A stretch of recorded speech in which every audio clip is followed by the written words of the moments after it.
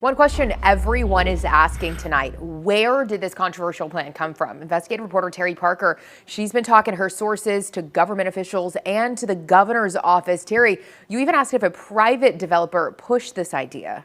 I did, and I called several high-profile people whose names are going around as possibly suggesting the plan to put golf courses in the park. One of those is Gary Nicklaus, son of legendary golfer Jack Nicklaus. His name keeps coming up because there was a previous plan in 2011 to build golf courses in state parks with Gary's father Jack designing them. That plan fell through because of public outcry. So did Gary Nicklaus revive it? Here's what he told me.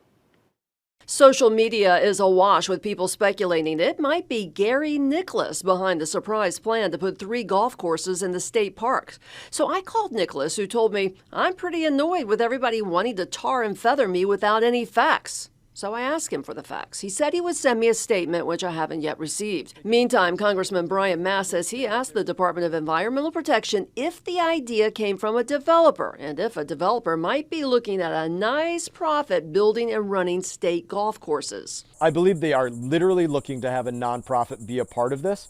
I just can't literally tell you if that is the only thing. Okay. If all proceeds go to the nonprofit, or, I know they're planning on concessions and other things that are associated with golf. Does somebody else make private profit off the concessions? Do the profits of the concessions go to the state park and making sure that they're maintaining the roads or restrooms or other thing in the state park? I don't have an answer to that. There wasn't an answer given. The plan comes from the state's Acquisition and Restoration Council, a committee of appointees with environmental backgrounds. I called all 7 members and got no answer as to where they got the golf course, hotels, pickleball, and other ideas.